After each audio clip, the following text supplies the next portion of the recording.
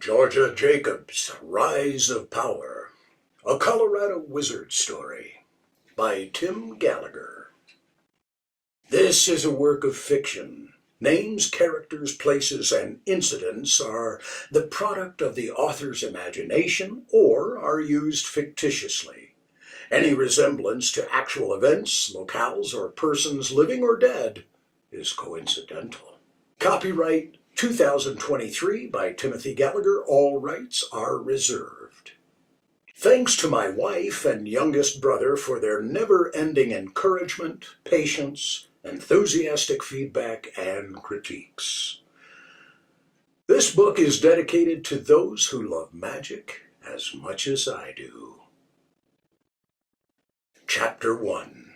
Alan and Mariam. Smack! Crack! Pop! Alan Jarre's axe breaks the silence of the quiet town of Sedalia, Colorado, as he splits firewood for the winter, which he burns in his modest home nestled in the foothills, leading to the Rampart Range portion of the Rocky Mountains. Alan is a middle-aged man with youthful features, a lean, muscular build, and never-ending energy, living a life of solitude.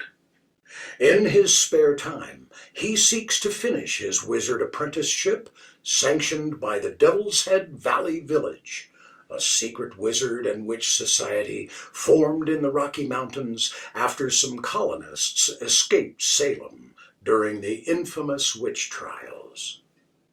Chopping wood is one of Alan's favorite solitude tasks. This mild day in late September is a great day to be outside enjoying the sunshine that Sedalia is known for. Suddenly, he's startled by the appearance of his mentor witch. "Mariam, what are you doing here?" he asks. Mariam is an older woman, slender and ruggedly beautiful. She, too, is fit and tough. In her younger years, it was difficult for her to keep men away, but at the same time, she was one to toss bales of hay onto a truck and then unload the truck back at her ranch that same day for her herd of cattle. She didn't need a man for such chores. Now, she mostly teaches wizard and witch apprentices as prescribed by the village. She stays fit with this training, making sure that each apprentice knows that witchcraft can only help them so much in a confrontation, that they must be both mentally and physically fit to take on anyone of the same wizardry caliber. Mariam approaches Alan with her duster-like jacket flowing easily in the slight breeze. "The lower council has an assignment for you, for us," Mariam says. Alan gives her a look of surprise, not because she is there, but for why he would be assigned a task at this time. Noticing his hesitancy, Mariam says, "I'm not quite sure you're quite ready either, for there is still much to learn. But we're all they've got at the moment. Get your things together. We leave immediately." Inside the home, Alan picks up a katana sword and puts it in his backpack, which, though limited in size, engulfs the full length of the sword without stretching or tearing. He grabs a large buck knife and tosses it in. He ties a red bandana around his right wrist and places a necklace with an ancient charm around his neck and kisses it.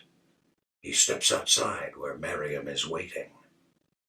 "Your training is not complete," Mariam says, inspecting Alan and his backpack, "but you have prepared yourself as I showed you, with the wristband to keep the sweat off your hands. That amulet will help protect you, because this man is devious, and he will use illusions to disorient you. The man we are after is Lord Decker. He is very dangerous and is using his power to enslave people. The council would prefer him alive, but he will not come easily. 2 others have already failed to apprehend him. Mariam steps in close to Alan, and then she flings her duster around Alan, and in a flash, they both vanish. Mariam and Alan reappear miles away just southwest of the town of Castle Rock, over the hill near Wolfensberger Road. Alan has driven down this road many times, but has not stopped to take in the view from this east side of the valley, an area before the foothills that begin the Rocky Mountains to the west. It's a quiet area with plenty of ranch land, be it for cattle, horses, or even the occasional alpaca ranch. The land here consists mostly of gamble oak, which the Coloradoans call scrub oak, due to its general low-growing height and gnarly appearance. There are plenty of cottonwoods along the streams, and, of course, pines and evergreens, with a few aspen here and there. Mostly, it is a high desert, arid climate sitting 6,000 feet above sea level and enjoying 300 days of sunshine a year. But the sunshine is not why Mariam and Alan have traveled to this place, nor are they here to admire its grandeur. They're at the main gate of an opulent ranch with its massive wood beam house and an equally massive 10-stall barn that could easily fit 9 full-size luxury buses inside and still have room for farm tractors, ATVs, trailers, and other fun country toys. Who would have guessed this wonderful ranch would be owned by a rogue wizard, although he's not here often. Today, however, he is here, somewhere. So on this beautiful day in Colorado, Mariam and Alan are here to do the dirty work to bring in this wizard, Lord Decker. The massive gate at the end of the half-mile driveway looks normal enough as they stand just inside its barrier. Appearing here avoids the camera and security that are more interested in those approaching the gate from the outside. Mariam surveys the landscape, paying particular attention to the barn. She pulls out her sword from behind her back and over the shoulder. Alan is anxiously pulling out his sword and is ready to charge. She holds up her hand to stop Alan, mumbles something to herself, then draws a line across the ground which flames briefly as she says, "I sense he is in the barn. But he won't sense us behind this line. By the lack of security, I don't think he's expecting us." Alan looks intently at the barn, then says, "You have prepared me for this, but I am still a little nervous." "Yes, that's preferable over being too at ease with confidence," Mariam replies. "This would be a good time to take out your affirmation and goals card and give them a read." Alan pulls out 2 3x5 cards from his pocket and starts to read them to himself. Mariam continues. "The last 2 attempts to capture Decker ended in one wizard's death." Mariam lies her sword on the ground and sits beside it. She needs to rest a bit after their short trip. Moving quickly like they did takes a toll on even the most skilled of witches. She pulls a stick out of her bag and breaks it into 4 pieces as she meditates. A few moments pass as Alan finishes reading his cards, puts them away, and sits down to join her. Mariam suddenly grabs the 4 sticks and stands up as Alan awkwardly and quickly stands back up with her. "We must place these on the corners of the barn in order to confine him," she says. Mariam picks up her sword and starts walking to the barn. Alan quickly grabs his sword and follows. As they approach the barn, Mariam gives Alan 2 sticks, and they split up, each going to 2 exterior corners of the barn and pushing a stick into the ground at each corner. The tips begin to glow as they are placed. As Alan returns to meet up with Mariam, he glances into a barn window and sees Lord Decker hitting an enslaved man. Alan is upset with what he sees, but quickly ducks below the window and continues to meet up with Mariam, who is waiting just outside the massive opening of the barn door.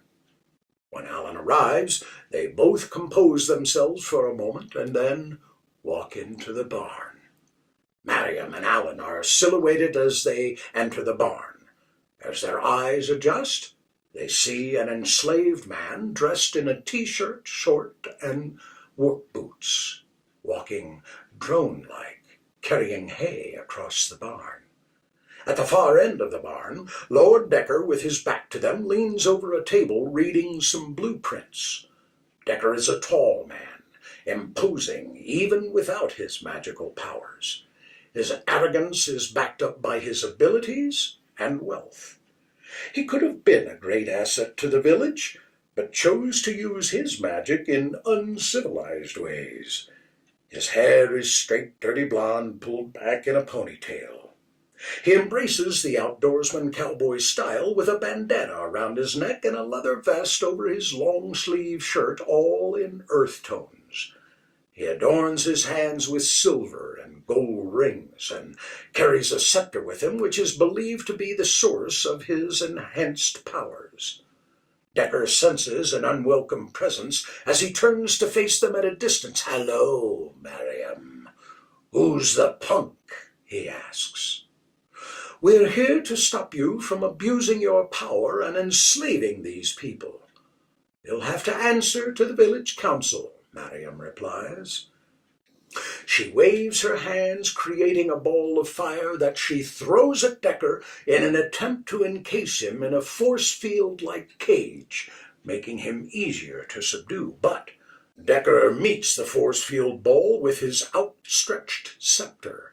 When the two meet, the force field and fire expand to almost 20 feet round, but then slowly dissipates, as if being absorbed by the scepter. "We can do this all day long, but why should we?" Decker says in an overly confident manner. "Say hello to my two friends, 1 and 2. Decker claps his hands together, pointing his fingers toward Mariam, then splits his hands apart in an outward sweeping motion as a master of ceremonies would do when presenting the show's star. But in this case, the slave staggers and stumbles, then regains his balance, steps into a crate near Mariam and Alan, and appears to walk down into the crate as if it has steps. They can't see the man as the box begins to vibrate and shake violently.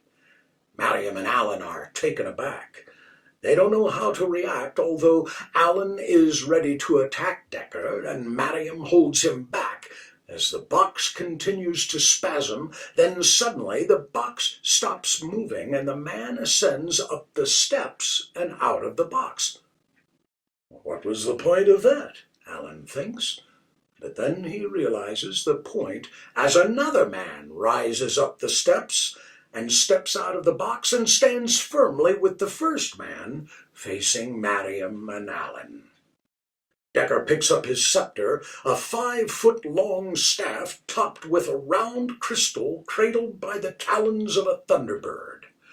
He savors Mariam and Alan's reactions and leans back against the table to relax as the events unfold. The two men approach Mariam and Alan, posturing for a fight. Mariam instructs Alan, "Don't kill them, they know not what they're doing," and they both sheath their swords. Mariam and Alan square off against one worker each without weapons. The workers attack first. They are missed punches and roundhouse kicks. Mariam and Alan avoid getting hit by blocking and ducking and stepping back when appropriate.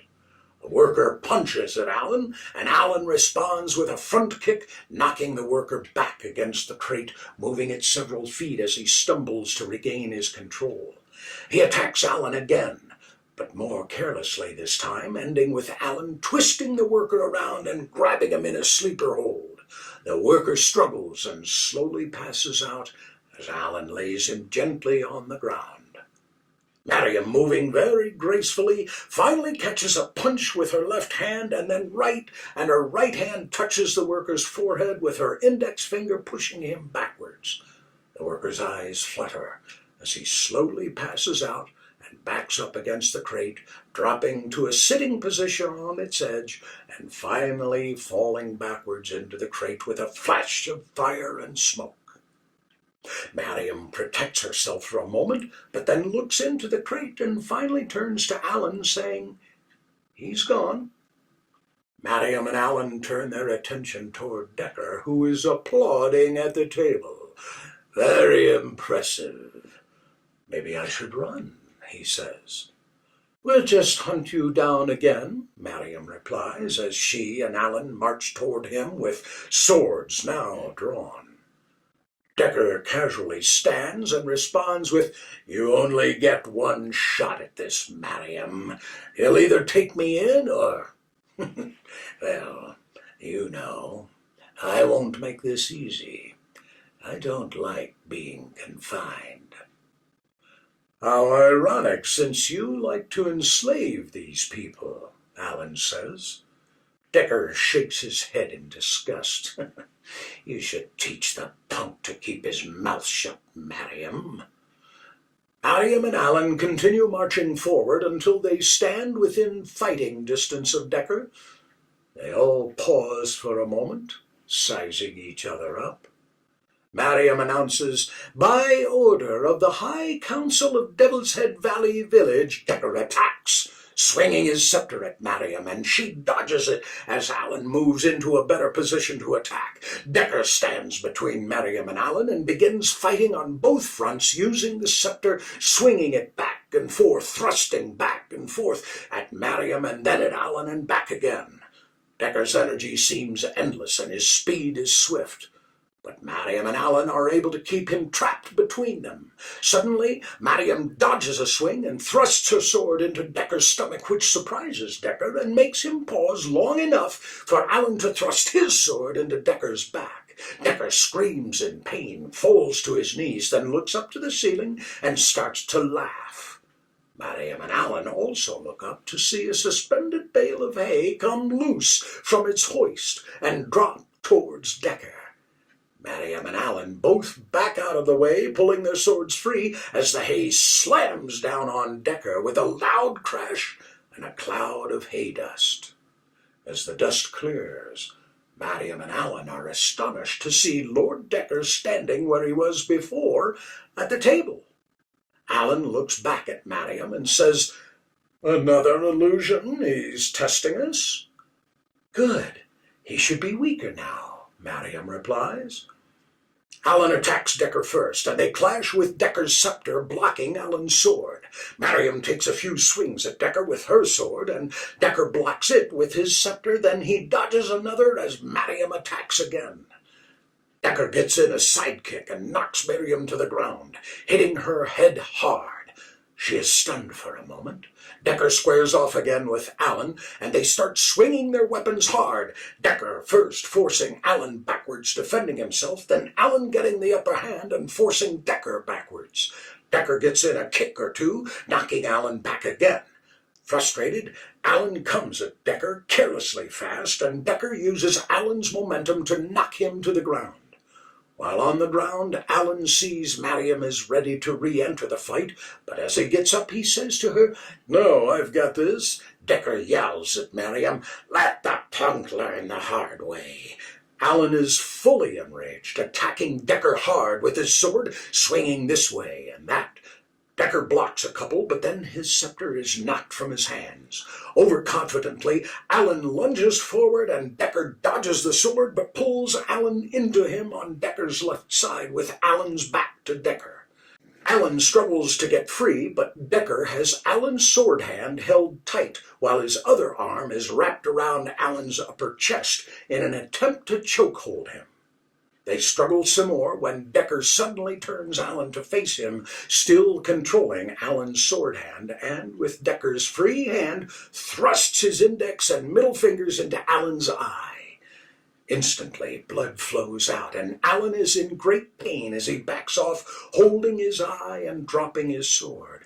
"Mariam, I can't see!" he exclaims. Mariam attacks Decker again, but Decker dodges and rolls and grabs his scepter. The fight goes back and forth while Alan fumbles for his sword but can't find it, with one eye blinded and the other full of dripping blood. Mariam appears to be getting the upper hand when suddenly from behind the worker in a drone-like manner stabs Mariam in the back. She is confused and surprised as she collapses to the ground, kneeling in front of Decker. Obviously exhausted, Decker backs off, enjoying his victory. "How ironic, you save his life, only to have him kill you." He kneels down on one knee, holding his scepter for stability and breathing hard. Alan, barely able to see from the blood in his eye, staggers to Mariam and leans over her, trying to support her with one arm. "Mariam, no! Mariam!" "We don't have much time," Mariam whispers. "He must regain his strength before he can finish us both off." Alan replies, "I can transport us out of here." "No," Mariam insists. "I'm dying, and that won't change. Come closer. Move your hand." Alan leans in closer with his hand shaking as he removes his hand from his eye. Blood continues to drip out. Mariam grabs the back of Alan's head with his left hand and presses her right palm against Alan's left eye. Alan reacts slightly to the pain as his eye starts glowing with light coming from Mariam's palm. When an apprentice becomes a wizard, there is normally a wizard transfer ceremony in which different wizards and witches bestow on the new wizard small parts of themselves to help the new wizard become more powerful, more mature, more intelligent, and more confident. But here, in the middle of battle, there is no time for such pomp and circumstance, so Mariam wastes no time as she whispers, "I give you my power, my strength, my wisdom, and my soul. Take my gift of this power to use to protect yourself and others. Use it wisely, or it may kill you." The glow of Mariam's palm subsides as she fades into death and slides softly to the ground. Outside, the sticks at the corners of the barn lose their glow. "Mariam, no!" Alan quietly cries out. For a moment, he is able to be with Mariam, silently until he hears Decker's scepter scrape the floor as he rises to finish the job of killing Alan. "Mariam, I regret my action, but not my reasons. You were an honorable opponent," Decker gloats. "But there was only one way this was going to end." Suddenly, Alan rolls onto his back and lets out a scream as he faces Decker, and a blinding beam of red light shoots out from his left eye and hits Decker, knocking him back several feet. Decker tries shielding himself from the beam with his scepter, but the beam is too powerful and rips the bark off the scepter as it pushes Decker back. Decker falls to his knees, barely able to hold the scepter in place as protection. Alan himself is losing energy. Suddenly they both fully collapse. Alan, screaming, turns to crying as he lay next to Mariam, holding her hand. Decker slowly struggles to get to his feet and staggers around, using his scepter to balance himself, but to no avail. He cannot steady himself and falls into the crate from which the other worker emerged. His scepter gets caught on the top walls, and he clumsily lets go of it, and he slides completely into the crate. The scepter bounces on the floor as the crate lid closes on top of Decker. A moment later, The trunk's sidewalls shake and fall outward, collapsing down the crate and exposing no trace of Decker. The only thing left is his scepter, smoking and damaged from Alan's attack. The worker nearby, with the knife in his hand, shakes his head as if dusting off the cobwebs from his brain. He looks at Mariam, realizes what he has done, and throws the knife far away. He falls to his knees next to her and sobs. Alan gently puts a hand on the worker's shoulder in an effort to comfort them both. Alan stands in a dimly lit council chamber with 4 members, 2 men and 2 women. He scans the room, trying to make out their faces, but they are concealed behind hooded robes, with barely their noses and mouths visible. Sitting there at barstool level, holding staffs, but no apparent chair below them, they are levitating. This council is an extension of the Devil's Head Valley Council used to advise witches and wizards outside of the Devil's Head Valley on how to conduct themselves when mixing with the ordinary public. It's the same council that warned the Devil's Head Valley Council of Lord Decker's activities. This council always concedes issues to the Devil's Head Valley Council when it comes to punishing witches and wizards or when the secret society is in danger of discovery. Alan stands silent with Decker's scepter, waiting for the council to speak and hoping to get a glimpse of one of their faces so he might recognize them outside these chambers. But keeping their identities secret helps keep the council members safe from retribution. You have failed your mission to apprehend Lord Decker. As a result, Mariam, one of our best mentors and friends, has died. She was a great mentor to many and will be sorely missed. We are very disappointed in this outcome, Councilwoman 1 says. Keep in mind he is still an apprentice. Maybe it was Mariam who overstated both of their abilities to apprehend Decker, retorts Councilman 1. Councilwoman 1 concedes. True. However, Mariam transferred her power and knowledge to him as she was dying. It could have been used more wisely. There is a moment of silence. Councilman 1 nods in agreement and then asks Alan, "What do you have for us?" "I have Lord Decker's scepter," Alan replies, handing the scepter to Councilman 1.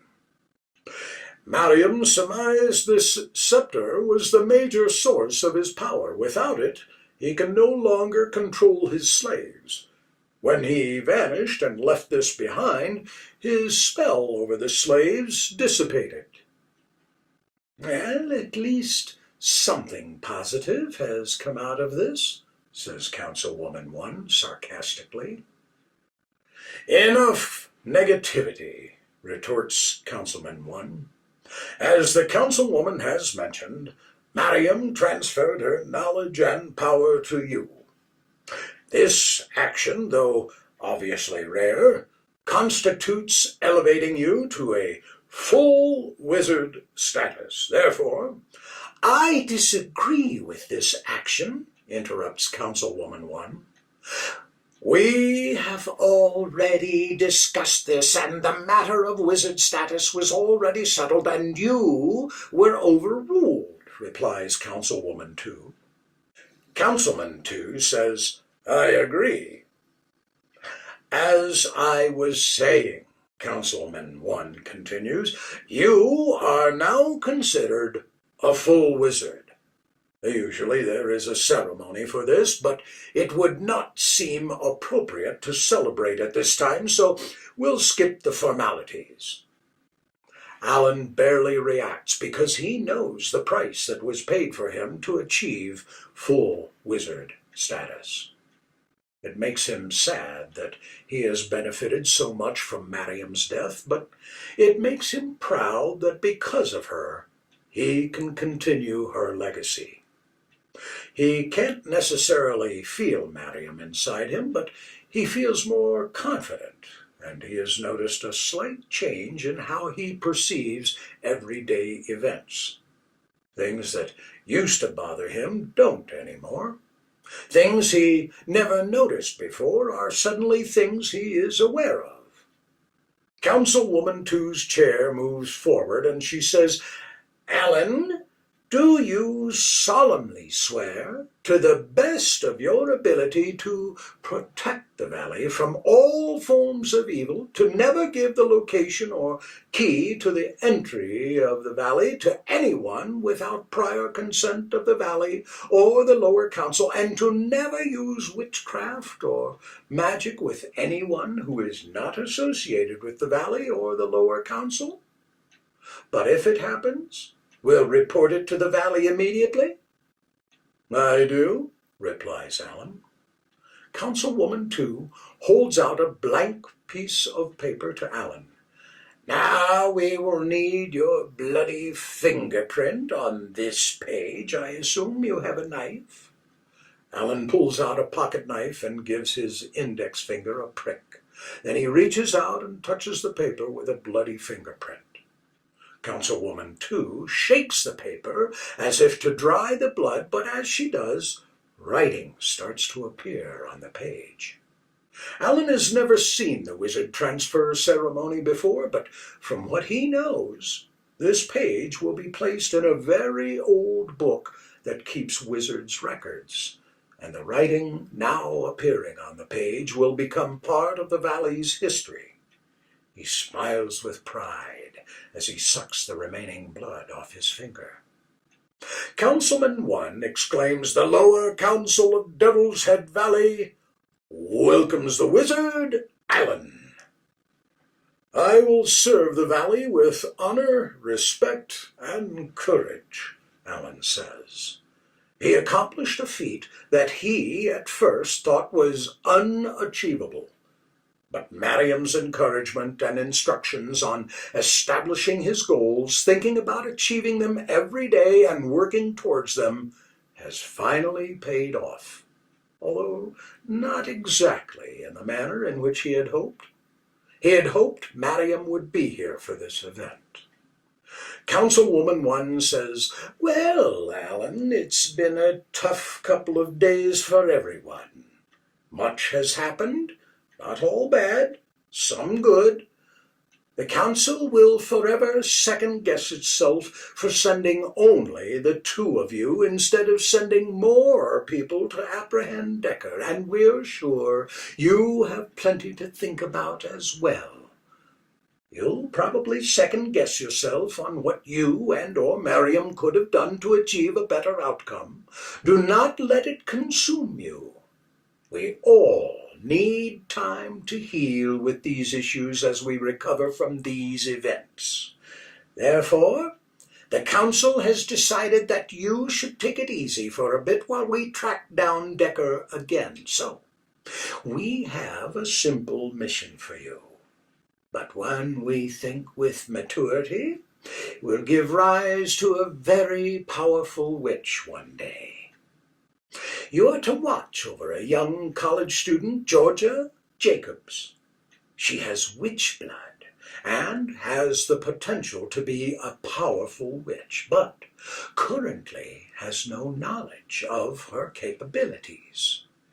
We'd like to have someone there to observe her when she becomes aware and help her through it if necessary. At this time you are to observe only and to report to us if and when she shows signs of becoming aware of her abilities, but under no circumstance are you to interfere or engage with her. Understood?" "Understood, although I would prefer to track down Lord Decker," Alan replies. Councilman 1 says, when he resurfaces, we'll let you know. End of chapter 1.